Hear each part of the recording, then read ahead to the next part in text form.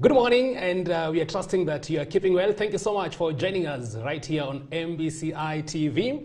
And the program is the Mid-Morning Pack, a program whereby we tackle a number of issues that are of current affairs and also of significance to you, especially during this particular time when we are moving towards the new government that we are expecting to be launched and the inauguration to be held next week on Tuesday.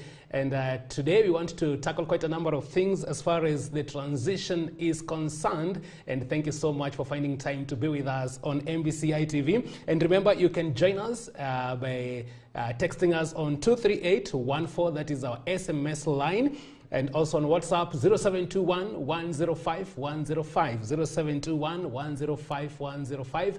My name is Mangicho Mola, and today we'll be looking at regime transition dynamics. We are having change of regime, and now after the Supreme Court upheld the election of Dr. William Samuel Ruto, who is going to be the 5th President of the Republic of Kenya. We want to look at what are some of the issues that pertains to this regime transition. Thank you so much for finding time to be with us. And I have lined up for you a very able panel to help us navigate through this particular discussion this morning. And I want to bring them on board to introduce themselves. And I'll start with the one who is on my right. Karibu sana to introduce yourself, and thank you so much for having us. Thank you for the invite. My name is Cornelius Odwor. I'm the CEO at the Center for Enhancing Democracy and Good Governance, popularly known as ZGG. Yes. We are a local human rights organization based in Nakuru and doing work in the Greater Rift Valley. Thank you so much. Thank you. Karibu sana, Cornelius Odwor, the CEO ZGG, and I'm also having another guest on board. I want to give him also an opportunity to introduce himself. Karibu sana. Thank you. My name is Mwalimu Michael Gashoji. I am a person who is very keen on leadership and that's a consultancy in leadership. Yes. Karibu sana Mwalimu Michael Gashoi, and I believe you'll also help us so much even as we tackle matters of leadership today in this particular program. And maybe just to start with you, Bwana Cornelius Odwor, what is it that is outstanding as far as this particular transition is concerned? Yeah, I think the most outstanding thing is that this has been a largely peaceful transition compared to the previous contested elections where we've seen people go out, demonstrate, destroy property, lives, and so on. This one has really demonstrated that we've moved 1 or 2 steps higher in terms of our political maturity. That whereas we can have contested elections, we have agreed as Kenyans and the political players to resolve our differences using the laid down procedures. And after IBC had announced the president-elect, there was a petition raised by the Azimio side. And unlike the previous elections, this time around they remained calm. They were able to raise their issues at the Supreme Court. The Supreme Court has returned the verdict and have upheld the election of the Honorable William Ruto. And we can see that even the petitioners have accepted, though they have not agreed with the findings of the verdict, but they have accepted, which is a sign of maturity in our democratic process. Mwalimu Michael Gashoi, do you share the same sentiments? Yeah, we definitely appreciate the peace, that it's going to be a peaceful transition. And particularly more so when you look at it that the current president, the sitting president was even supporting the person who has actually lost the election. But still, there is a lot of peace, and there is a lot of the people in government, the civil service, and they are the ones who are actually organizing that transition. So I agree with my colleague here that in itself is a show of maturity in our democracy. Yes. And this is all about maybe the change. Maybe does it mean that the nature and maybe the kind of our political leaders, the ones that we have, is it that they have changed? We're seeing them now maybe doing things differently, or is it a different lot maybe of leaders that you're having? We don't have, actually when you look at the top, the same leaders that we have been having, are they exactly the same? We don't have a very major change in terms, if you look at the president-elect, he has been there in the political space from 1992. If you look at the current president, he has been there for quite some while. If you look at Raila Amolo Odinga, he has also been there for quite some while. And even Mother Karua and all the others, Carlos Musyoka, you know, the people at the very top, we don't have a major change in personalities. But I guess this one here speaks very well for our institutions. First and foremost, the Supreme Court, that they can be able to make a decision, and that decision is respected by everyone. To me, that is a plus to our institutions. I think it's just a matter of maturing and realizing that although we may have backed one or the other person, the person who is elected by the majority of Kenyans actually ends up becoming president. For me, I'm very proud because if you look at the 2007 elections, the difference between the two candidates, again, it was a very contested issue, was only 400,000 votes. And yet it became very acrimonious. This time round, we have even a narrower margin. But when you look at the kind of maturity that has been seen after the election, we haven't even heard of people calling one another names and so on. There is a certain level of decorum that we have noticed amongst the political class that I think is very, very critical and is very important. Wow. Mr. Odur, you also give credit to the 2010 Constitution and as far as what we are seeing now is concerned. Sure. You see, at the beginning, the Supreme Court never used to be there. And the 2010 Constitution gave us the apex court to deal purely with the presidential petition issues and other broader constitutional issues. But I must say that democracy is a work in progress. As you see, we've been able to learn with every other election. We've been able to see the gaps. We've reviewed our laws and legislations to try and fill the gaps that are existing. So the previous petitions have raised very fundamental issues and therefore have informed successive improvement in our electoral laws. You can see that even in this petition, there was a lot of reference to the 2017 petition. And one of the issues is that whether IEBC really abided by the issues that were raised by the 2017 petition. And you can see that there have been a tremendous improvement in terms of how we manage our elections, right from registration of voters to the voting exercise itself, the transmission, and by large, even though there are a bit of challenges here and there that are normal in any process, but we've improved over time. We've learned from our mistakes, and I think this is what has seen us now have a more peaceful transition compared to the previous elections. And what does it mean for you, or what does it mean to you, Mwalimu Michael Gashoi, even when, yes, we're looking at this transition, and as we've said, it is true that there is the sense of our democracy really having grown, but when you look at the side, there's a new side that had already taken their case to court, and saying that though they accept the decision, but they don't agree with it. What does it mean to you? I think first and foremost, let me just say what Mr. Odora has said, kind of re-emphasize that taking a petition to court in itself is a growth of democracy. In fact, when you look at the growth of a democracy, it has come from whether it is the demonstrations in the streets, which brought in what the people popularly call the second liberation. Or it is petitions that have been there. In fact, every petition has come out with a ruling, and that ruling has helped to improve the next election. Like the 2013 presidential petition helped to improve the 2017 election. The 2017 election, I just want to pick up one thing. And you remember the presidential election was nullified based on the fact that the servers were not, and the transmission was not made public. But this time, everything that was being sent there was on a public portal. That in itself is something that grew not from legislation in Parliament, but from the ruling of the Supreme Court 2017.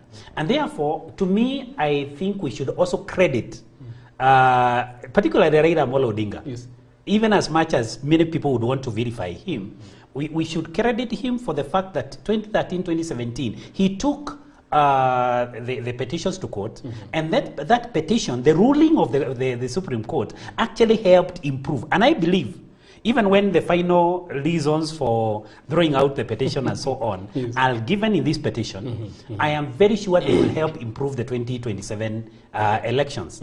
And therefore, the growth of democracy is, or the rule of law is actually comes either from registration in parliament or even from rulings of the, because they set precedents, rulings of the courts. Whether it's Supreme Court or whichever other court, they help improve that. And to me, that is something that is very good. Even it also puts confidence in any other person that if at all I am disgruntled with the rule, with the way the elections were done, I can always go to the courts and get to our judiciary will give me justice. To me, that is very good. But however, let me also put it to the question that you have asked. You don't always have to agree with the ruling of the court. It is not agreeing, accepting are two different things. You respect that if a rule, the rule of law demands that even though, like for example, we know there are people who have been taken to court, they have been found guilty. Many years later on, they have been found that they were not guilty. That means, therefore, that those people who are judges are not infallible. They can actually make mistakes. And because they can make mistakes, you say, okay, I don't agree with what you have said, but I respect that, and I'm going to abide by it. That's basically what the petitioner said. We don't agree. We feel that this one here was not done in the right way, but because you have ruled, and because we believe in the rule of law, we are going to abide by what you have ruled. Well, the reason, and I want you, when I would also to come on this, because there are those who maybe would want to think that maybe just as because they are politicians, they would really not maybe want to show their supporters that maybe they lost this particular battle. But coming maybe from an organization that is very keen on matters democracy, what is your perspective on the same? Are we looking at a situation whereby maybe the judgment that was done was given maybe on the basis maybe of what actually the court really found? Yeah, there are two things when you go to court. Is that you have your argument and your prayers, and you support your arguments and prayers with evidence, which can come in form of material evidence to show that there was breach of law, or you have witnesses who can testify. So the arguments can look very strong, but at the end of the day, what will inform the decision or the kind of the verdict is the strength of your evidence and witnesses.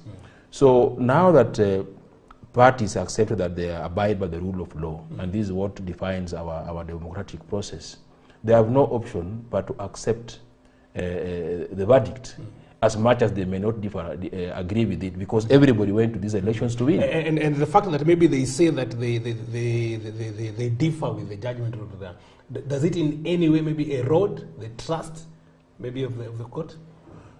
See, it depends with the final details of the ruling, because the court has spoken, and we'll be able to get the nitty-gritties of why they made certain decisions. And my reading of the preliminary or the initial ruling by the court was that they did not find material evidence to support the allegations raised by the Azimio side. You could see that there were various things that were supposed to be determined. If one of them was if there was interference in the Form 34As. And the petitioners did actually raise a number of areas and polling centers or polling stations where they felt that justice was not done, or there was changes, manipulation of results. And what did the assessment of those particular polling stations give us? Actually, the verdict was that there was no significant difference between what was relayed in the IBC portal and the actual original form 34As. Okay. So what then supports this particular case by the petitioner? And I think that is what informed the kind of verdict that we had. That there was no material evidence to support the allegations raised by the petitioners. Actually, what Mr. Udod, here there is a keyword that he has used. Yes. Was there significant evidence? Sure. I remember even before the ruling, somebody asking me in the morning, how do you think it's going to be? I said, even in a situation where there is evidence, like there were a few breaches here and there, like even where they were being examined, those who watched over the live on TV, they found that there were some certain irregularities that actually go against the law. For example, Form 34A is not put in the ballot box. One of the copies of from that Form 34A has not been put in the box. Another box is having two Form 34A. And taking into consideration that these results, let me use class because that is where we were, that's what people would understand better. Because most of the polling stations were schools, primary schools. If you went to one class, that was a polling station. It is different from the other class. So how did a certain box end up having two Form 34As? One for the other class, and now one for the class where they were. You know, that in itself raises certain questions. But the question that Mr. Udwal has said, and that one that Kenyans we need also to ask is this: was this sufficient to warrant either a rerun or the nullification of the results? And the answer that the court found is there was no, the keyword I have said, significant. Yeah, there were no significant irregularities to mandate the court giving a verdict of nullifying the results. Sure. Wow. And remember, our dear viewer, the question that we are asking you during this particular discussion is, what is your advice to the incoming administration or to the incoming government? What is your advice to the incoming administration or to the incoming government that will be sworn in next week on Tuesday? You can give us your opinion on 23814, that is the SMS short code, 23814, or 0721-105-105, that is on WhatsApp. And also you can catch us live on Facebook page, that is MBCI TV, and also on YouTube, that is MBCI TV Official, and we'll be glad to sample some of your opinions on the same. Now, Mr. Dor, we have a new government. And this was a very, very hotly contested election. Even the margin, as Mwalimu had said, is very narrow. And already the president-elect, Dr. William Ruto, has pledged to be the president of the entire country. So that basically means that maybe he is cognizant of the fact that 6.9 million Kenyans did not vote for him. Yeah. What does it take to be the president of the entire country? Of course, elections is just a competition, as it were. But everybody had a commitment to serve Kenyans, not for those who voted for him or her only. Why you are seeking office is that because you want to address pertinent issues affecting Kenyans and you feel that you have the ideas and the program to address these issues. So when you are going for office, like for the presidency, it's not that you are going on to serve those people who elected you or who voted for you. Once you've been elected, you are occupying a state office to serve Kenyans. And our democracy demands that you serve all equally, regardless of whether they voted for you or not. Okay. Because that was their constitutional right to make a choice. What we say is that democracy demands that the majority will have their say. Yeah? Yes. And the fact that now the president-elect is now office, we're just awaiting the swearing in, his commitment now is to all Kenyans. And because these elections have been also largely divisive, by the way, in terms of the figures that we see, both sides garnered, the country for sure is torn, right in the middle. And I think it behoves the incoming president to now invoke leadership skills, because now the president is a symbol of national unity. And he must now bring all the sides, those who voted for him, those who not vote for him, and bring them to this journey of building the new Kenya that he aspires, and rally us behind his vision as captured in the Kenya Kwanza manifesto, so that we can be part of this, because he needs us to govern. This is a democratic process. We participated in making our voting choices or electoral choices. We are also going to participate in the running of this government by engagement in policy formulation through parliament, through the county assemblies, and the rest. So our constitution demands that he will manage or govern this country in a participatory way by involving all leaders across the political divide, stakeholders, all regions in Kenya, all counties. So there's nothing like being in government or not being in government. Once government has been formed, it's government for all people. It's government for all people. Yes. Is it always like that, Mwalimu? Because you'll find that so many people are saying that it's like now we've lost it. There are people who will feel that it's like we've been left out. And Cornelius there has already talked about the leadership skills that the incoming president really needs to have. What does it really take to be a president of the entire country, even for those who did not vote for you, to really feel that at the end of the day we've not lost anything? And what does our history actually I like the words of the president-elect. Yeah. That he said that we are going to serve those people who elected us, those who didn't elect us, and even those who never voted. And in fact, if you look at the dynamics in the demographics in Kenya, you realize that the vast majority of Kenyans are minors. They are below the age of 18. They never voted. And that child in Lokichogio, or that child in Mukuru Kwanjenga, also deserves services, government services, just like the person in, say, for example, Madera, or in, in Tarbo, or in Eldoret. So basically what we are saying here is that I totally concur. Government is the government of the Republic of Kenya. It is not a Kenya Kwanza, as much as we say it's a Kenya Kwanza government, by the virtue of the fact that it will be formed by the people who have allegiance to that particular party. But the service delivery should be to all people, all Kenyans.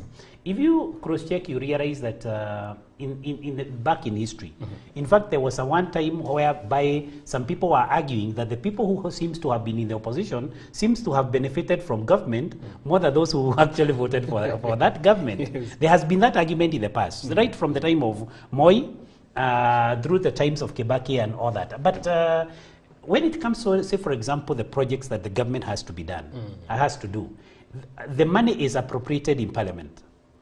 Parliament is a national institution. As much as we elected so-and-so in this particular party, it's a national institution. They are the ones who actually decide that we are going to put this money in this place, we are going to put this money in this other place. And you don't find that because you people, you voted for the opposition, there is nothing that you're going to get. Kenya is Kenya. And it is very true, we are going to have the president. The only thing that I would want to point out here is that when it comes to forming certain institutions of government, you realize that there will be a very heavy leaning or towards his party. Like, for example, the formation of the cabinet.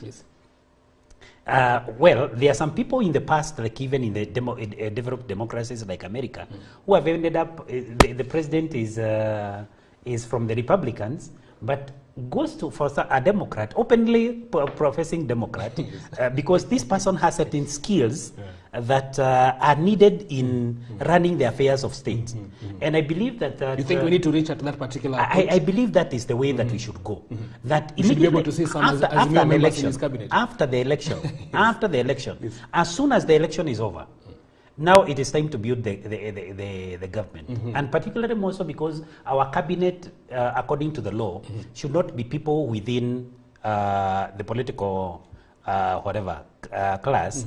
Then picking technocrats out there who could probably have been siding with the other side, but this particular person has a certain skill that, or a certain level of knowledge that can be able to help me deliver on my manifesto. You see, if, for example, you have said that we are going to improve food security, And there is this guy who is so good in that area. Yes. But he was openly siding with Raila Amolo Odinga. Yes. Why not get that guy in parliament, in the cabinet? Because you see, in cabinet, there is collective responsibility. And they play allegiance, not to the person that I liked, but to the person who is the appointing authority. The point that Mwalimu is raising is very interesting, Bonodor. But is it really practical? Do you think as a country we've reached that? In a mature democracy, that should be the issue, because because even as you answer that, that is what would really make so many Kenyans, and maybe even those who maybe feel that they've been vilified, or maybe now they are being punished maybe for not voting the government, is because maybe they'll now be able to see that all the cabinet secretaries and maybe even the government positions that will be given to the ones that really supported the Kenya Kwanza side. That will be very unconstitutional, and that is not what this constitution envisaged. Our constitution has sorted that particular Our constitution actually has no provision to say that if you voted for a party that did not form government, then you don't deserve a position in that government. What we are saying is that we don't have opposition, as it were. What we have is minority voice and majority voice. Majority voice, yeah. So what we are having in parliament is that there are those whose parties are in the minority in terms of the strength, in terms of the number of members of parliament or senators. But the role of a member of parliament, whether you are in Kenya Kwanza or you are in Azimio, is to provide oversight, to legislate, and to represent the people. Okay. So this issue of being in the opposition is not legal, is not something that we can say is provided for in this constitution. Yes. What we have is the majority and the minority. And I think a pragmatic leader, because you want to serve the people, and you need the qualities that can deliver the services to the people, then you will go for the best.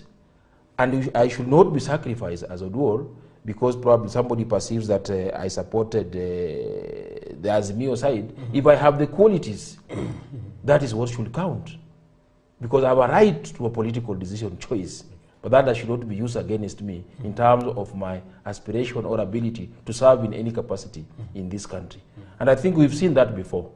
That once you form government, you've been given now a constitutional mandate to run a government. Yes. And therefore, you go for the best. And that's why any mature democracy will go for the best, regardless of their political leaning. Because at the end of the day, your success will be on the quality of services rendered to Kenyans, not loyalty to the president. In fact, I have a feeling, and I'm even looking forward to such. Yes.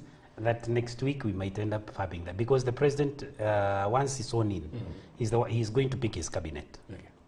And the fact that, say, for example, he has reached out to somebody like Kiraito Moronge, who was openly siding with Azimio, Yes, yes.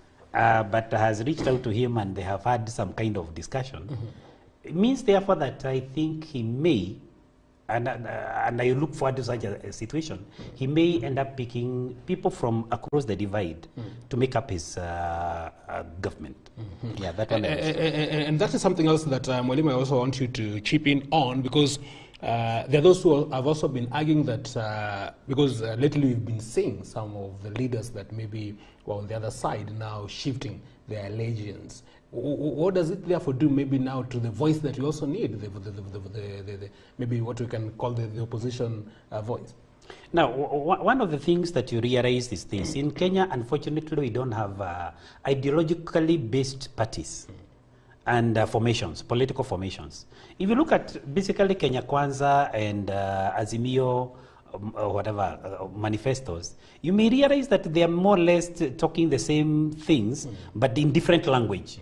You know, in a different language. Like, if I may just pick one. In Azimio, there was the issue of Baba Care. In Kenya Kwanza, there is the issue of universal health, universal health. So when you look at the two of them, basically they are talking about the same thing, but kind of putting it in different words. And to me, the fact that we don't have ideologically based parties does not mean that when somebody moves from one end of the divide to the other, they are actually changing in anything in ideology. They are simply changing the person that they support. So we have personality, even the parties here in Kenya, they are personality based. And that is why as soon as a certain particular leader is out of the, active politics, you realize that that party that it seems to be so powerful and so strong is no longer there. And we can give various examples from Ford, the original Ford, to Ford Kenya, to DP, to PNU, to to URP, to TNA, to now Jubilee. You can be able to see that people move. Okay. It's personality based. It's not whatever. I want us to take a short break, Mwalimu, on this particular point. But when we come back, you'll also continue from where you've left, because there's also the question of one's philosophy, one's beliefs, one's principles. What does it mean for a leader when we see them maybe just shifting positions? What do they really stand for? The Kenyans who have been asking the same question. Remember, this is the mid-morning pack right here on MBCI TV, our viewer. And the question that we are asking you is, what advice do you have for the incoming administration or the incoming government? And to help us go through this particular discussion, I'm having Bwana Cornelius Odur, CEO, Center for Enhancing Democracy and Good Governance, and also Mwalimu Michael Gashoi, consultant in matters leadership. We take a short break at this particular point. We are coming back with plenty more.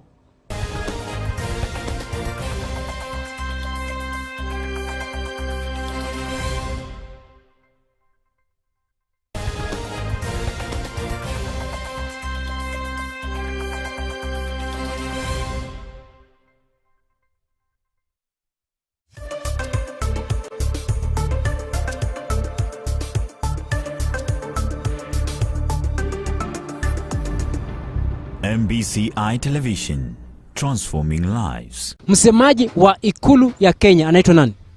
Msemaji wa ikulu wa Kenya. Msemaji wa ikulu anaitwa Kenneth Mbogwa. What? Kenneth Mbogwa. Adagosida.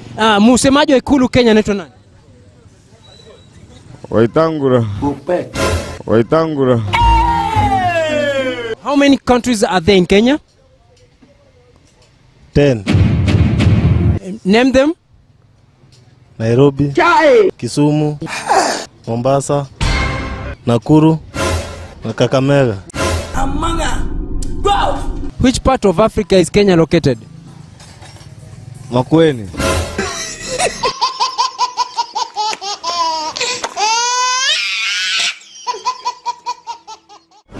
Radiance Academy is a primary and nursery school based on Christian values. We have both day and boarding facilities. Radiance Academy is situated in Nakuru County along the Nakuru-Nairobi Highway, 500 meters from Free Area. Radiance Academy is one of the best schools in Nakuru County and the country at large. The school fees is affordable. Our teachers are competent, professional, and very friendly. With the introduction of CBC curriculum, worry no more. Great news to our parents and students. We are constructing junior high school classrooms to accommodate the new curriculum. The junior secondary construction includes workshop for the students, dormitories spacious enough, laboratories for various experiments, and enough field for play. Our teachers competent to handle this progress in education. At Radiance Academy, we nurture our students towards holistic growth and development. We embrace co-curriculum activities like games, skits, dramas, among others. We also have IT classes and offer guidance and counseling to our students. For more information, call us on 0784 438164 or 0707 071007. Radiance Academy, excellence through hard work and fear of God.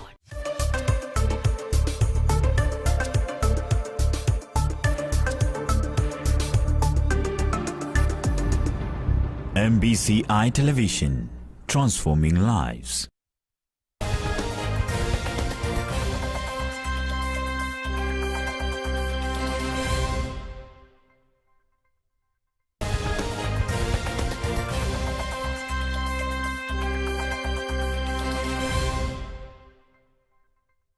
Welcome back to the program, the Mid-Morning Pack, right here on your favorite channel, MBCI TV audio viewer.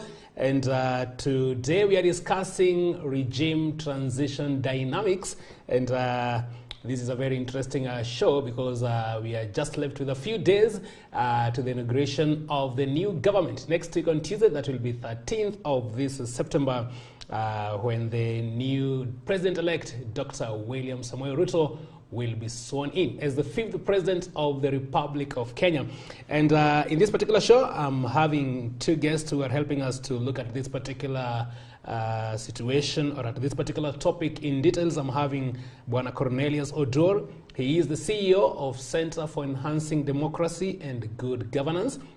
And also Mwalimu Michael Gashoi, who is a consultant on matters leadership. And remember, you can catch us on 23814, that is our SMS short code, and also on 0721-105-105, and also on Facebook. The page is MBCI TV. We are asking you, what is your advice for the incoming government, or what is your advice for the incoming administration? Just before the break, Bwana Odor, we were talking about the issue of, we've seen lately, after the IBC declared Ruto the president, there's leaders who were in Azimio and they shifted their allegiance to the new, or maybe to Dr. William Samoei Ruto. But what does it tell of our political leaders? What does it talk about one's philosophy, one's beliefs, one's principles, even as far as matters maybe leadership and governance is concerned? And does it also have effect when you talk about the majority and also the minority as far as governance is concerned?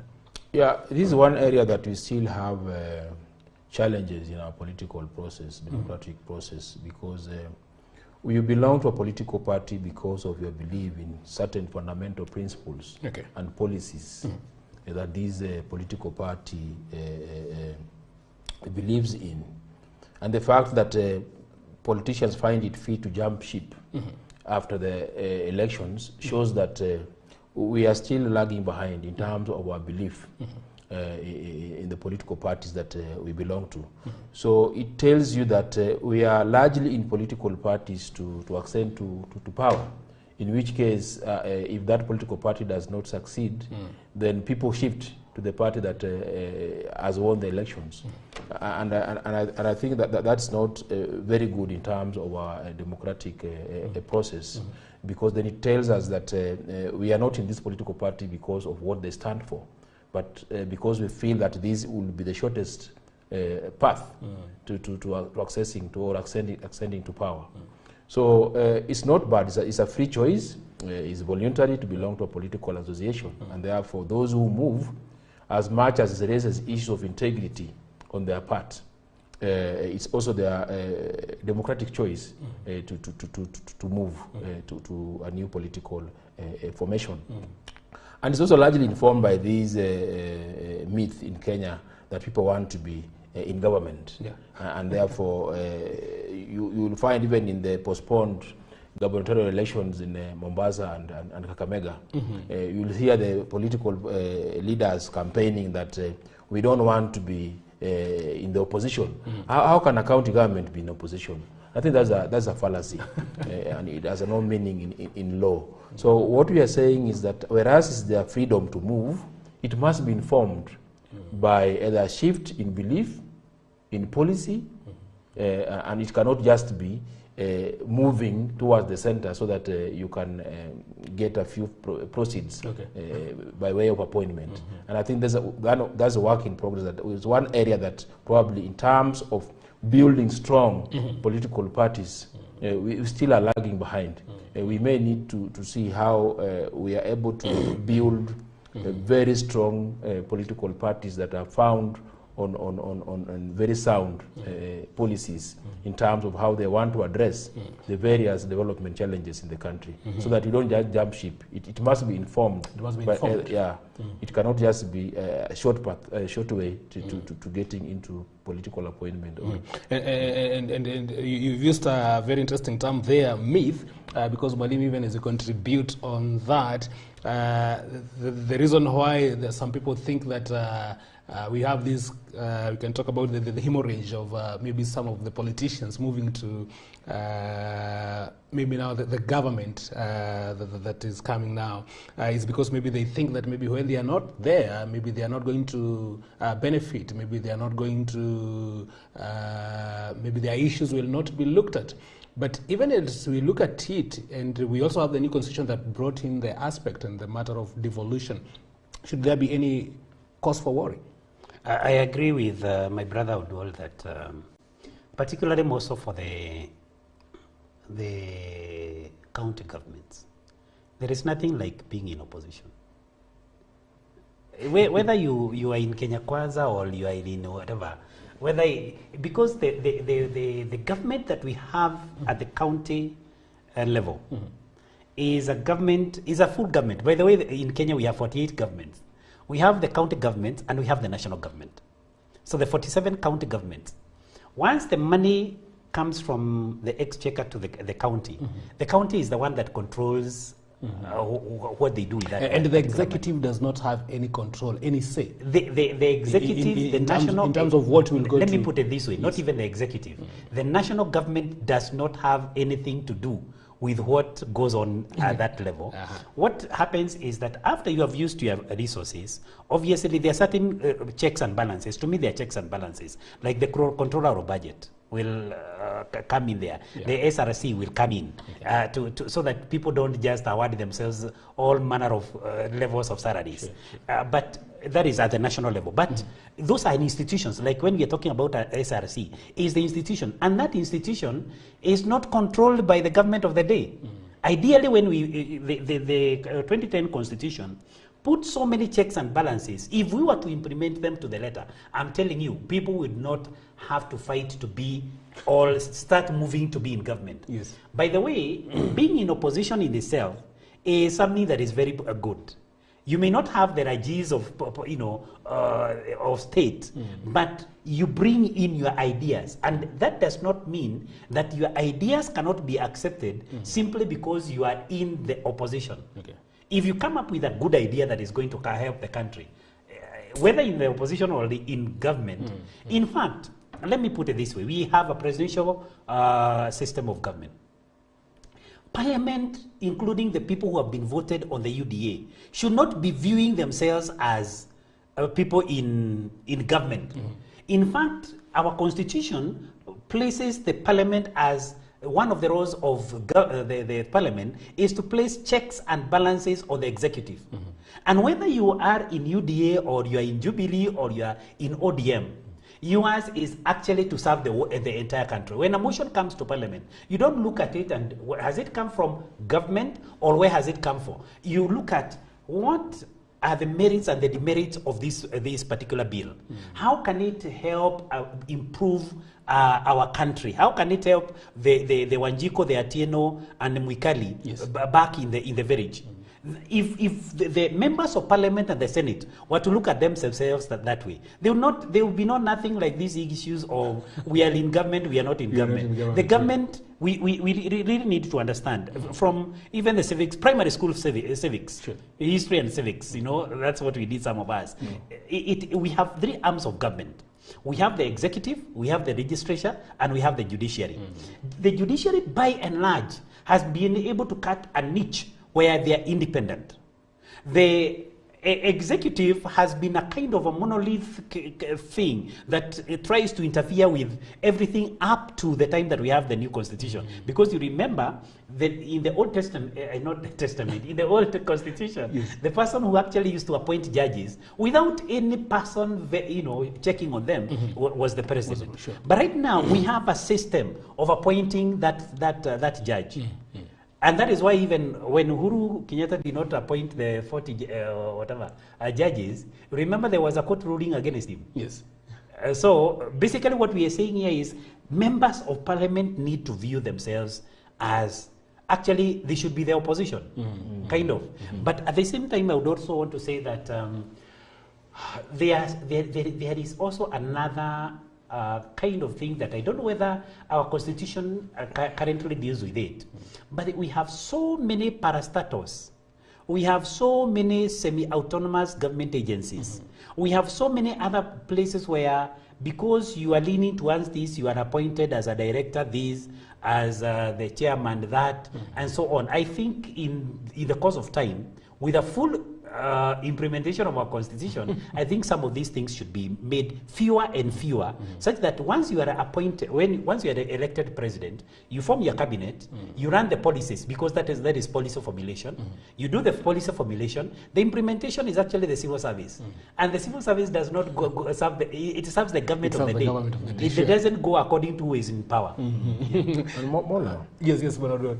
I also want to weigh in on this issue, and perhaps it's because of we still are suffering from some hangover of a highly centralized system of government, and some people still believe that the center is very important, and aligning your county government with the national government, then you stand to get more goodies than others. And I know the issue of counties, Bonador, is very dear to you, even as you don't lose your line of thought.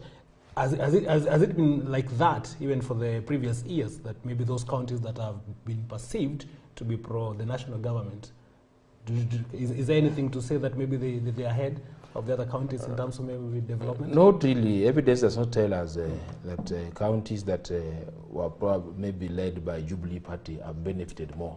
Because if you understand, if you look at the broader framework of planning and budgeting in this country, there's no planning for pro-government counties or planning for Jubilee counties or Azimio or ODM counties. Our basic framework of planning is informed by Vision 2030, which is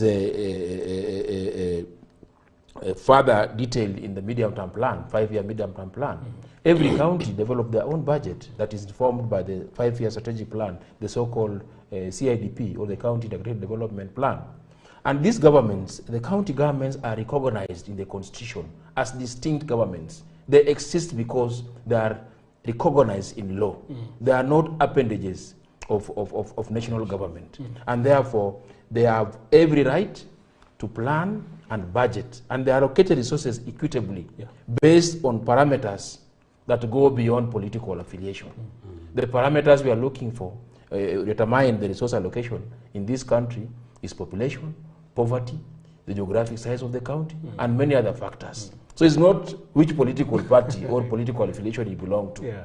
So this myth that we want to be in government is something that should be should not be tolerated anywhere in this current dispensation. So I was saying that we are still suffering from the hangover. That if the center, you are known by the center, or the center feels that you supported them, then you start to benefit. If anything, why is it that there was a lot of challenges in central Kenya that was perceived to be heavily in government, if you use that word? Sure. So it doesn't count. It doesn't count. What is important is to get the right leadership in place and to get our priorities right. Because the constitution is very clear that everybody deserves development, regardless of your political inclination. And I think that's what drives the formation of national and county governments. And I think for anybody to imagine that you are aligning, or as a governor, at a governor is defecting, there's nothing like that. And the governor has moved from Azimio to Kenya Kwanza Coalition. It's immaterial. At the end of the day, you have a government that's legitimate, is recognized in law, and your business is to run that government. You've been given a chance to put in an administration to deal with the problems and to address the manifestos, the issues that you articulated in your manifesto. So what does mean shifting your political alliance? and if anything, Mr. Oduor, you remember even when we had, and you have rightly put it, one of the best improved counties, so to say, it has been there in the public domain. So that's why I say that. It's Kakamega. Kakamega, the governor was ODM.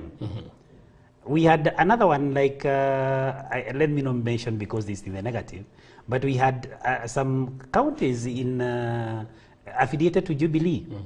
And there was a lot of did very poorly. There was a lot of cry that the level of corruption in that county was very high, that kind of thing. And they were in government quote unquote. So I agree with him. It's a myth. It's a fallacy. It's not. It is neither here nor there that a governor is actually allied to this, the party or the other party. And unfortunately, Mwalimu, so many Kenyans would still look at what we call the national government, or do really look at the top there. We have very few who are really concentrating, who are paying attention to their county governments. What therefore needs to be done for them to actually begin, maybe even to put the accountants, to hold them into account, to be very, very much maybe attentive with what is happening there, because this one affects them directly.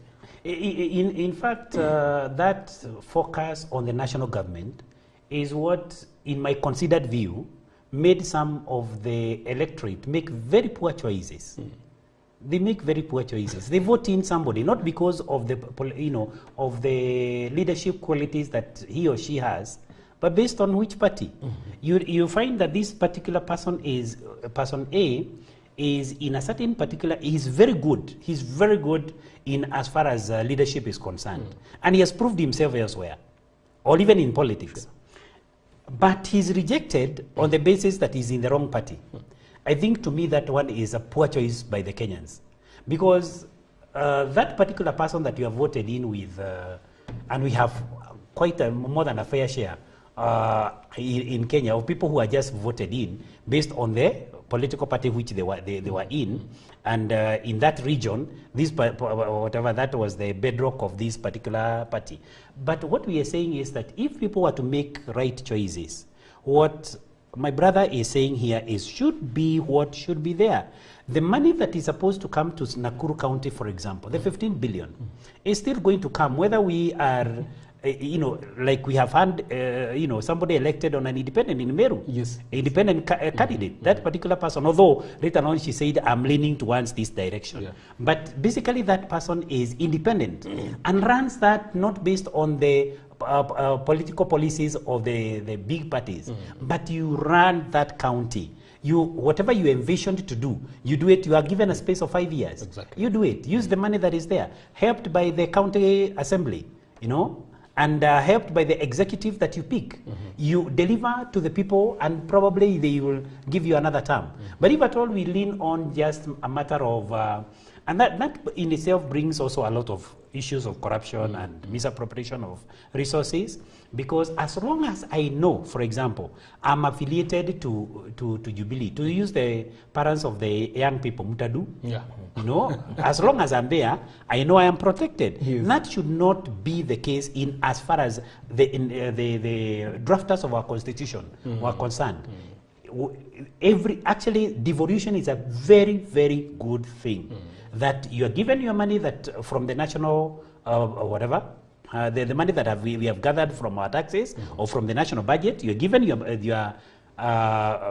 15 to 35%, whichever the case. And once you're given, if you utilize that money properly, you realize that in due course, some of the counties might pick up much faster economically than the others. Simply because of the way that they utilize the resources that they have that they are given. Okay. So the issue of affiliations to political parties is neither here nor there.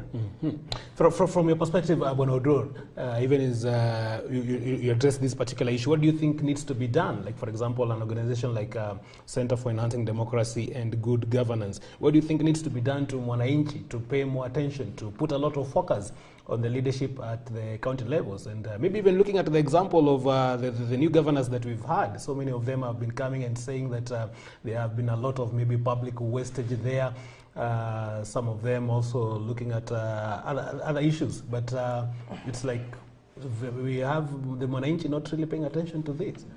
Of course, now that we are elections are behind us, and now we have new administration in counties.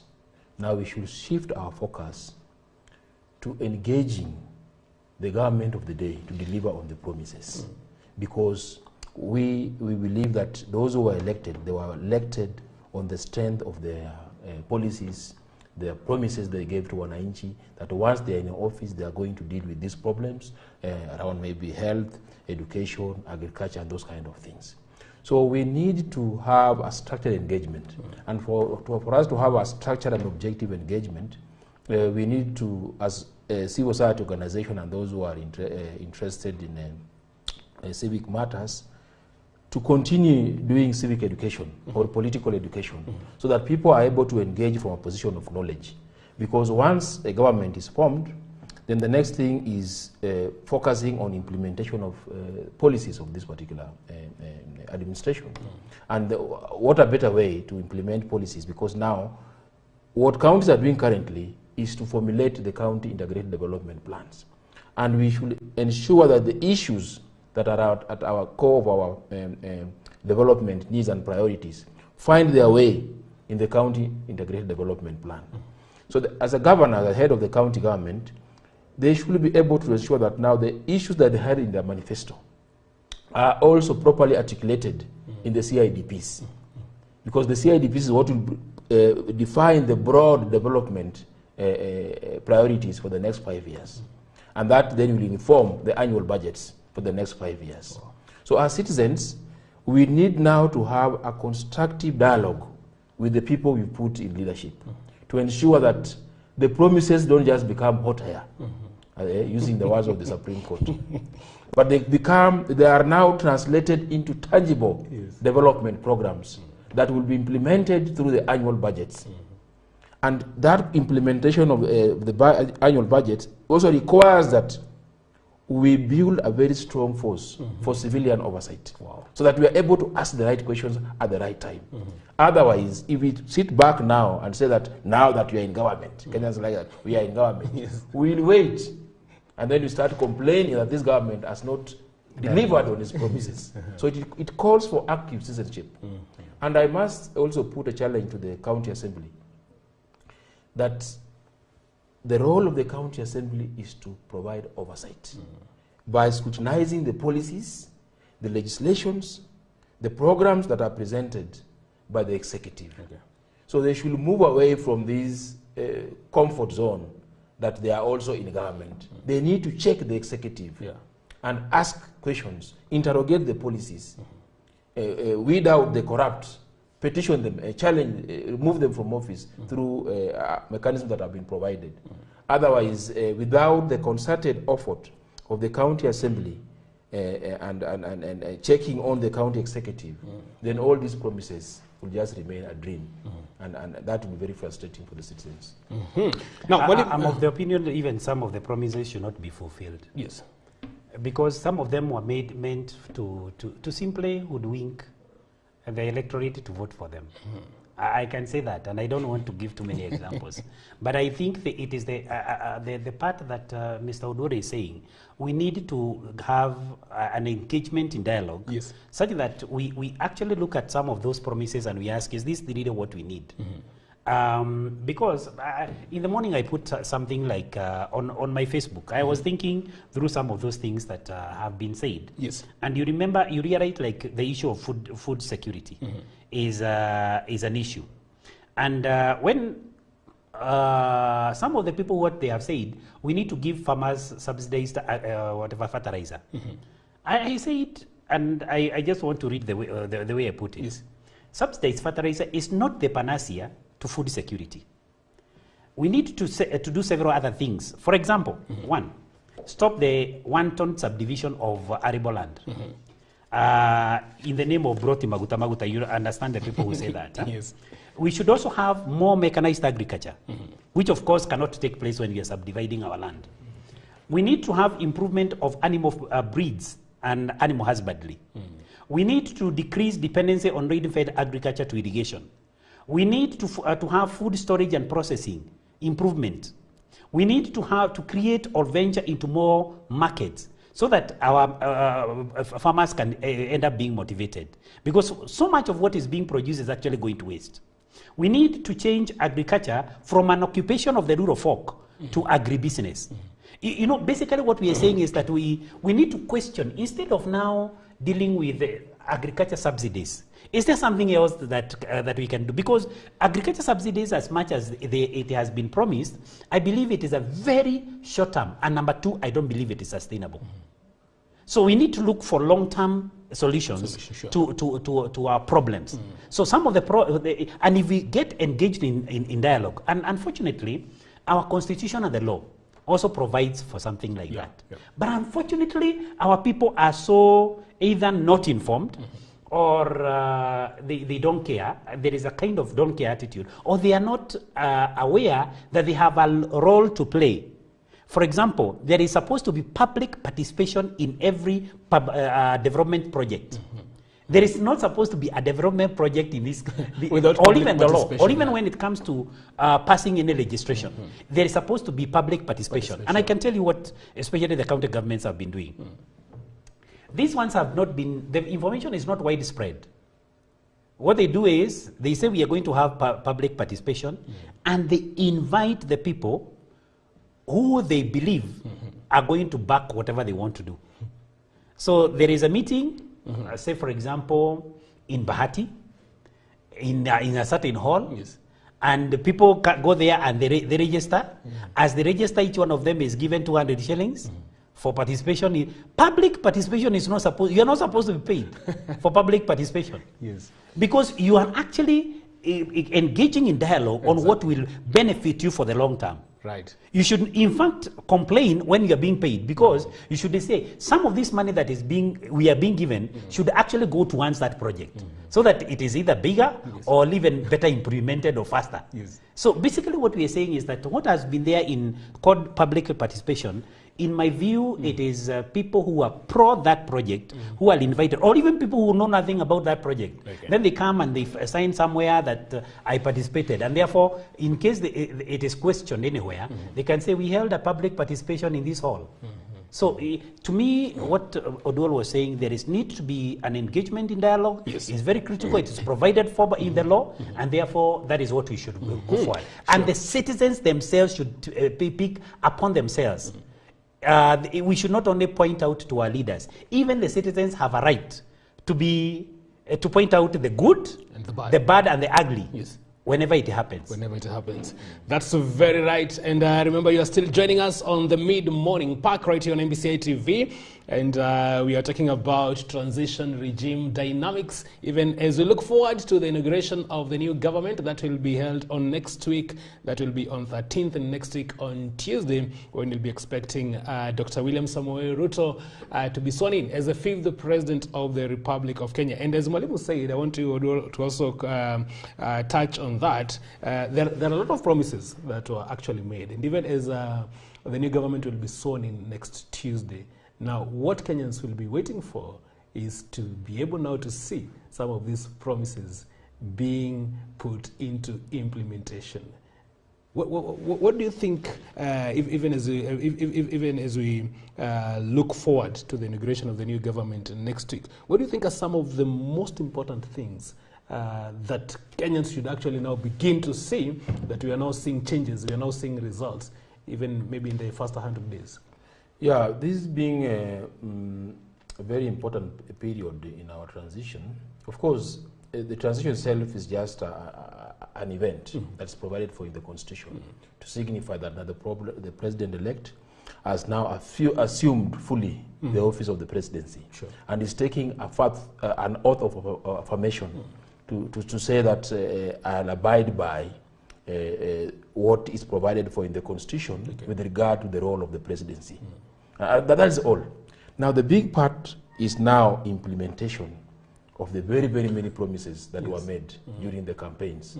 And I think the very, very first thing that we expect to see is how this new administration will move to shift the various budget priorities that we have. So maybe we expect to see some major shift in resources allocated to priority areas. For example, the Kenya Kwanza coalition has really gave a lot of promise to the hustlers.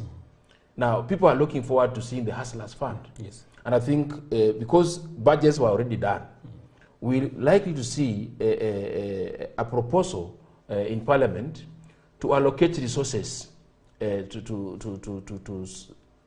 towards meeting the needs of the many hustlers, the many unemployed young people. And that is going to be a parliamentary process, probably through a supplementary budget, to see to it that they are able to move very fast to allocate resources to roll out this particular promise.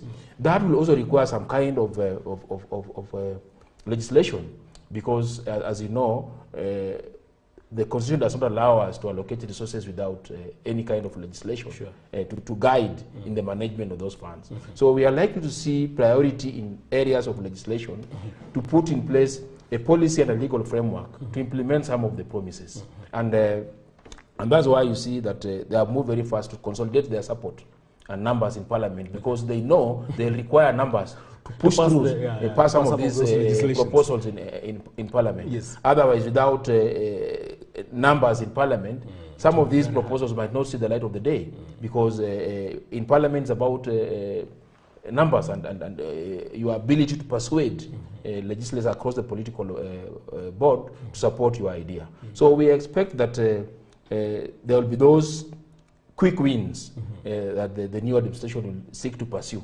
in terms of addressing the very, very needs that they are promised in terms of the hustlers, in terms of dealing with the health issues, in terms of availing funds for business, in terms of boosting agriculture production. So we are likely to see some policy shift that will be informed, will culminate into reallocation of resources in the current budget. And you know, Mwalimu Gasho, even as you pick from where Odor has left, this is where we normally say the rubber meets the road. And some of those promises, and even looking at something like maybe the cost of living, which has actually been for many Kenyans, and so many Kenyans have actually been going through very tough times. When you look now at how the government will be able to look at something like this, because we've seen in the past regimes the promises that were made and they were not fulfilled, and so many Kenyans felt quite disenfranchised as far as that is concerned, or even maybe being disillusioned. When you look at this time round, what needs to be done different? One, I think we need to move from political sloganeering from political promises to actually economic management. And we need, even if I was to be asked by the new government, I would say, forget about whatever you promised the people. Honestly. That was just for political... That was for politics. Yes. And, you know, we are even talking about... Some of them are very good. Let me give a very simple example. There are certain issues, the cost of living will bring it down. Now, Kenya is a net importing. In fact, it's a shame that I came to learn when there was the Ukraine war, that we import 60% of our wheat from Ukraine. In an agricultural-based economy, I think that one is a shame. So we only do 40%? We only produce 40%. 60% we get from outside. Wheat. Now, and that is one of the things that we need to engage in as far as the food security is concerned. But there's also certain things that I question, and I even question, I'm not questioning right now, I even questioned even that time when they were being, as a person, and in my discussion with a few. Instead of promising people that you're going to give them money, remember, in this country we have, even through registration, we have money for the aged. We ask ourselves, how many of us know of people who are aged and are getting that money? The 2,000. Contrary, even when it was put there, my mother is now 80. She went to register for that thing. I tried telling her, forget about it. But she registered. But she never gets anything. Why? We have money for the disabled. We have money for the youth. We have money for the women. We ask ourselves, other than it being a conduit, you remember sometimes the money for the youth, some people being taken to court, that they have misappropriated that money. Sure. Other than it being a conduit for siphoning money out of government, and creating a lot of bureaucracy and therefore employing your cronies and your friends, how else is it helping this economy? Why can't we have a more permanent solution? Like, for example, can government stop internal borrowing? Because as soon as the government stops internal borrowing, the banks, by the way, internal borrowing is not you and me. Of course, they are human beings. They are people who actually lend to government through treasury bills. But we are basically saying if the government was to lower the borrowing from internal borrowing, like what happened during the Kibaki regime, banks benefit from giving credit. And therefore, they will not have the government to give credit to. They will now go to give credit to Mwananchi. And by so doing, you'll have lowered the costs of credit. So once the credit is lowered, the cost of credit is lowered, that is the interest rates are lowered, definitely people will be able to get the money, not now from Fuliza, but from established institutions, banking institutions. So we need to look at this in a more holistic thing. We should not kind of imagine that there is something called government which actually manufactures or has a lot of money and therefore it is out there to give to the people. We should know one of the things that Kenyans need to be informed. Government has no money. Government gets money from the people in terms of taxes. And what we need to do is a prudent expenditure, you know, of that tax, you know, an appropriation of that tax that we give to government. My money, when I pay taxes, either direct taxes or indirect, is what the government is promising to give to people. On what basis? So basically what we need to do is let Kenyans, this is a capitalistic whatever, let Kenyans who want to get credit for buying a cow or get credit for whatever, improving your business, be able to go to the banking institutions by government ensuring that they lower the cost of interest or the cost of that money, you know, the interest rates. And the best way of lowering the interest rates, government stop borrowing from, and that is what also why we need some our fiscal policies. That's why we need, when it comes to the way that we use to raise our money, Parliament should actually ensure that there is no wastage. Because when we lower wastage, then government will be able to meet its whatever. And again, we also lower what do we call it? The wage bill. And I believe that is what some of the governors, like the governor Kisi, has found. That the wage bill is a lot, too much, and we are actually wasting it on ghost workers. So we need to lower the wage bill. Actually, government should not be the biggest employer. The government should be able to create an enabling environment so that Mangicho and Gashohi and Oduor can be able to create enterprises, and those enterprises employ the people. So the government should create an enabling environment, not to be an employer itself. Lower the wage bill, lower the interest rates, let the people go to their whatever. Instead of saying, I am dishing out money. Where are you getting this money that you are ready to dish out? That's $1 million question, Odur. And Mwalimu here was insinuating that even the Kenya Kwanza should actually even forget the promises that they've made. And some of the promises. Some of the promises. But that would amount to a political fraud. Yes. Because people made decisions based on the promises, and they felt that you are more promising and you are more practical. You are speaking to their needs. So for you to go around and say that you are going to drop all those promises, I know some of them were populist. You just say something to attract support. So you think some of them will never of the promises will never be realized? Are not practical. You see, we are inheriting a very indebted economy. Our public debt is historically the highest we've ever reached. So they underperform in case it fails to... So this economy, there's the much that this economy can do because of the amount of money, the percentage of the resources that we are using to pay, to honor our public debts, leaves very little room for us to navigate in terms of does it therefore mean that it might take a long time for Kenyans maybe to begin to see the changes, because we first of all maybe have to fix what has been very difficult? Where we find ourselves, the economic mess we find ourselves in require a long-term, deliberate policy to address some of these issues. First is to put some kind of safeguards so that we don't have this situation whereby we borrow, then we lift the lid and increase the debt limit. We continue borrowing. Borrowing is not bad. But you see, we've reached a limit whereby the amount of our investment, how we invested the amount that we borrowed, we heavily invested in infrastructure. Okay. But you can see now the infrastructure is long term. Now the rate of return in terms of the benefits of the heavy investment in infrastructure is taking long to accrue back to the economy. And therefore there must be some balance to ensure that we don't overburden the economy with a lot of public debt. So what I see as critical is that where is the priority? Where are our short-term priorities? Like this economy is choking in public debt. Like when you talk about the cost of living, the cost of living is high. Yeah. There's a lot the the price of basic commodities. Talk of fuel. How is this supposed to be addressed? Because Kenyans maybe would want even to see it maybe in the next 1 month.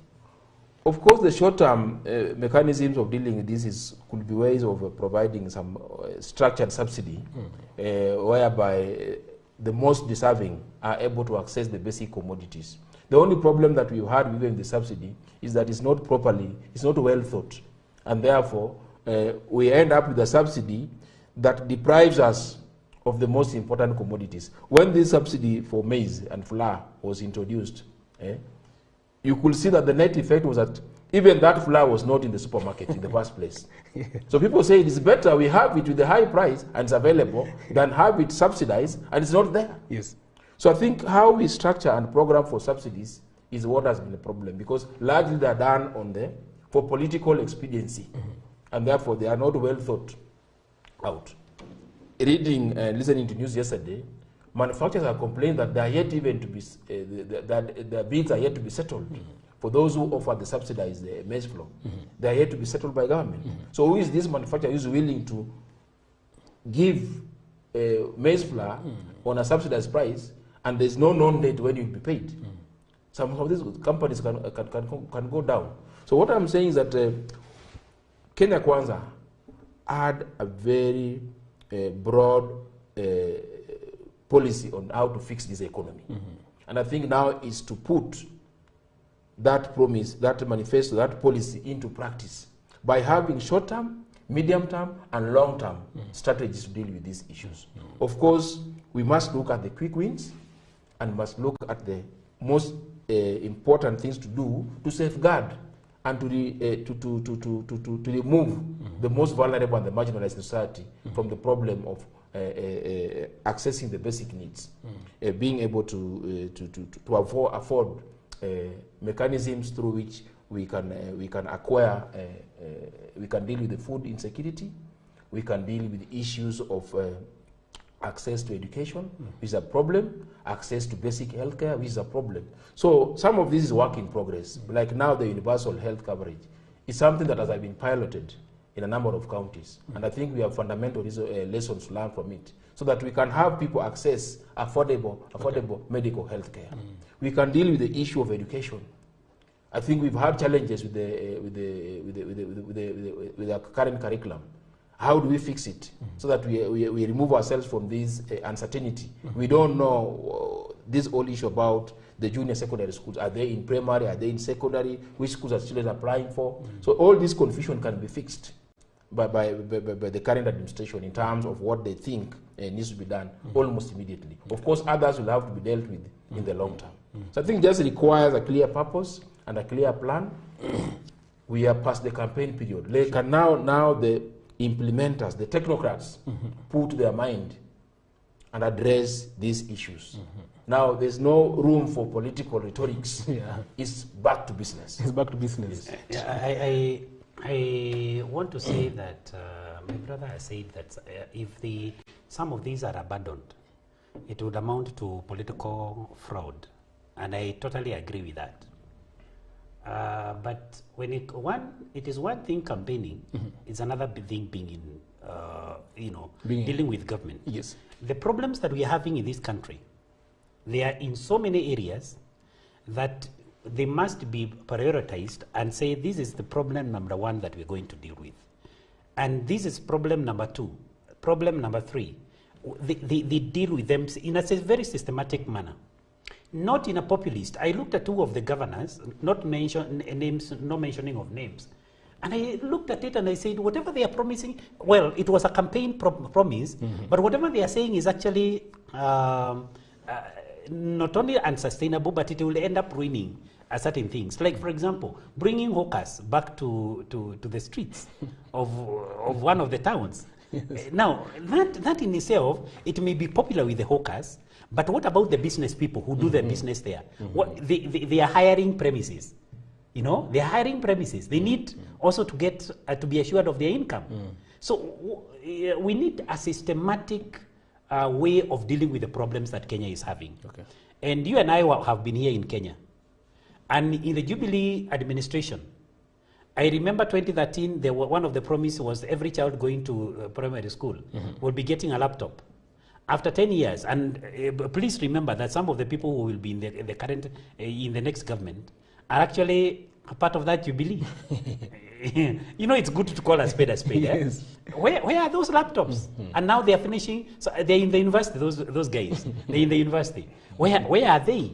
So basically, what I want to say is that you come into government and then you realize this is not a priority. And it may have been very popular, but it is not a priority. And therefore, we need to set priorities right. There are certain problems that we need to, them fixed immediately, like the cost of living. Yeah. And if today I was the president, I was the one to be sworn in next Tuesday. I'm not. So, so my words may neither be here nor there. But I would want to. The first thing that I would do is forget about the issue of people complaining about our farming. Our people in Kenya, most of them have not started harvesting maize. I would actually allow the importation of maize from Malawi, you know, a country that used to be food deficient a few years ago. Now it has food surplus. From Malawi, allow that. And I know somebody went to Malawi, bought some maize there. By the time that it is reaching Nairobi, it is 1,800. The cost of buying, transport, everything up to Nairobi is 1,800. A bag of maize right now here in Nakuru is costing 5,200. So, and you know, when people are talking about the price of unga, for example, how would a miller decrease the price of unga when the price of maize is actually going up? So in this case, therefore, bring down the cost of maize. And how do you do that? Allow importation. You know, it may not be the most popular thing to say, especially amongst the farmers, to the farmers, but allow importation, especially in the Comesa region. Once they bring in the maize, the price will stabilize, the cost of food will go down, at least one item, and once the cost of that item, you'll be seen as delivering now. Now deal with the other problems, let alone. And of course, also protect our farmers so that, again, it doesn't go too low, and then our farmers are also terribly affected. Yes, there must be some kind of policy on that. But basically what I'm saying is that there is need for setting priorities, and there is need for sitting down, and some of them, as Mr. Udola said, will require registration. Some of those things you cannot just you know, some people are expecting even the 90 days the 100 days that we were promised. They may not be enough to go and come up with a bill, take it to Parliament. It is debated through the 3 readings, and it is passed, and then now you implement. Yes. Some of the ones that can be, or whatever, can be dealt with through executive orders. Maybe that one can be done, but long term is in matters of policy and the law. And there is a process to it. And I'm one person who is not expecting a miraculous kind of change in the course of the next, even the 100 days that we have been promised. Some things, yes, can be done, but I think some of the things need to have a long term. And unless we have a long term kind of a policy framework, I don't expect much of that change. There was one which I think was abandoned somewhere along the way, in my view. The Vision 2030, he alluded to it. The Vision 2030 was an excellent piece of policy. And if we would have strictly adhered to that, even with the transition, even with the dynamics of transition, if we would have adhered to that strictly, I think we would not be where we are. And Buenodur, there is something that is very important, and there is therefore the need for Kenyans even to be patient. Most of them I know would really want to see changes in their lives, and maybe even for those maybe who don't have opportunities, even maybe to begin now to get those opportunities. But when you look at the promises that maybe were made, and maybe even the how those promises are supposed to be implemented, you think they are practicable? There's something that can be done? Some are practical, yeah. Some are not practical. As I said, they are populist, just for political expediency. But what makes a policy practical or impractical is the question of the economic fundamentals around that we are experiencing currently. Like I've said already, this government is choked with a lot of debt.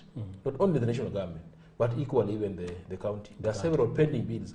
Governors are inheriting huge debts to be paid, and the suppliers are up in arms. They want to be cleared. So we may need to balance between honoring the old debts and prioritizing the new programs that you have to do to address most of the things that people elected you. On that account, people elected you because you promised them you are going to deal with the issue of unemployment, agriculture, and so many other things. So the practicality of this then will require that we are able to distill these promises or policies that we say we are going to do into what can be done within 1 year, or 6 months, 3 years, or 5 years. Okay. So where are the quick wins? And I think, like in our case here in Nakuru, one of the most important issues that was raised in both campaigns for the Kenya Kwanza and Azimio was the issue of fixing agriculture. That agriculture is the backbone of Nakuru economy. How do we ensure that our farmers have the right environment to boost their production? So we need to see what policy directions, proposals, is the executive going to place before the county assembly for approval, so that those finds their way in the budget, at least in the next financial year, and when we are implemented effectively, then we start seeing that we are growing our economy. And when the economy grows, we are able to create employment opportunity for the young people especially. Sure. And when people get employment, they are able to get income, and therefore disposable income, and enjoy a quality life. So I think it will require that the administration looks at the priorities, because we don't have a lot of resources. Nakuru, we generally performed well in terms of our own resource generation, and also what we are able to get from the national exchequer. But it's never enough. So we are dealing with a huge deficit to start with. But then what will make difference in the lives of common Mwananchi is where are we putting priorities. So, but when we start with all these tips and going to plan and planning forever, people will start get a feel that it was just hot air. After all, that is being done. So I think the current administration must move with speed to address the quick wins. What can we do so that we alleviate most of our young people from abject poverty? And some of the things that have been raised around Nakuru being a city. I think that those populist promises that were made, for us to have qualified to get a city status, there were standards and criteria that we had to meet. And we cannot go back on them. We cannot run a city that is heavily congested. We must have a mechanism for doing waste management. We must have a mechanism for dealing with the sewer. We must have a mechanism to ensure that we have 24/7 water running, and so many other things. So we cannot allow a situation whereby everybody comes to the CBD because that was a political promise. We must have order in this town. Even the investors who want to come and invest in the Nakuru city, they must see that there's space to do business. I cannot come and invest and put up a business, pay a lot of money in terms of licenses, and then allow so many people idling around my business premise because this is what they voted for. So there must be order in this town. And I think that's why we have a provision for a city board to manage the peculiar issues around the Nakuru city. So the governor will not be everywhere. So we have a municipal board in Naivasha, in other places like Molo, and we have a city board for Nakuru City to manage the specific issues around this city, to ensure that it grows and it becomes a growth point. Because if you manage this city well, then it will spur development within the city and around the areas around. And even as we come as we draw to the end of this particular show, Mwalimu, one of the other things that is very important for us also to look at, and some people have been saying, it's one of the reasons that maybe has made or has maybe affected development nationally and even maybe in the counties, is because of maybe the bad working relationship in different levels of leadership. Be it the governors versus the senators, the governors versus the MCAs, and maybe even the president, the executive. As we come in with the new administration, both at the county and maybe even at the national levels, what are some of the things that are supposed to be put into place to ensure that even as they check each other, there is cooperation to ensure development across the country? I think that's a very unfortunate issue that we have had, particularly in our county, Nakuru. What we should actually have is that there is a role and a responsibility for each and every one of the elected leaders, according to the law, according to the constitution. Each one of them should carry out those roles without witch hunting, without trying to undercut the other. We should have a situation where every member realizes, like for example, the senator, the role of the senator is not to be involved in the nitty-gritty of running the county. The first role is registration at the Senate. There is another role of when it comes to resource allocation. They are the ones actually who say that this county is going to get this much, this county is going to get this much. The other one is to oversight the governor. And of course, there is another institution that is oversighting the governor, and that is the county assembly. So the issues of infighting should never arise. And most of the senators have been blamed for that, in line maybe with their ambitions to get the seat of the governor. It's an unfortunate issue and misunderstanding of the roles that they have. If today any leader, say for example the MCA, was to carry out their role very well, why wouldn't they be in a position, for example, to become the MP or the governor or any other thing in the future? So the issue is not to fight the one who is incumbent so as to be seen to be carrying out your work. It is to simply carry out your roles and responsibilities as stipulated in the law and the constitution. And therefore, I hope that the people we have, who have been elected by Kenyans across the country will stop, more further not the infighting. It's not because of anything else. It's because of personal interest, as you have rightly said. It's because of personal interest. And I think it is the high time. My call would be upon the leaders, that they put aside their personal interests and consider the welfare of all Kenyans. If they put aside their personal interests, there is even one who has actually called for more money. So they have not even been sworn in. But one to move around the counties. Yeah, to move around the county. Now, when you look at that, you realize that it's unfortunate. It shows that what I was going for is personal interests. But I think we need to move away, the leaders. My call to the leaders is that they move away from their own personal interests and their future plans to the plans of the area where they are in charge of. They carry out their responsibility, and it is their democratic right to go for any other position in future. But right now they have a position. Why should you start fighting for another position in the future while the one that you have already, you are not carrying out the You've not yet served. Thank you so much, Mwalimu. In a minute, Bonodor, your parting shot. Yeah. Even as you look at the cooperation, the coexistence. The constitution is very clear on the responsibilities of the various leadership cadres, especially at the county level where we are. We've elected a senator to protect our interests at the national level, to ensure that the resources that Nakuru County deserve come to Nakuru. We've elected the MCA to check on the county executive, to check on the governor, on the implementation of the policies that they have set out to implement. The only problem that I see is that we are just through done with this election, and people already have set their eyes on the next elective post that they want. You've been elected the governor, and your immediate interest is how will I be re-elected in 2027. So 2027 campaigns. So people started have scheming, to the road, yeah. and people started scheming for the next election. So my prayer is that the current elected leaders should now focus on implementing and delivering on their electoral promises. People will elect you or not elect you based on how you've performed. And I think that should be the focus for now. Wow.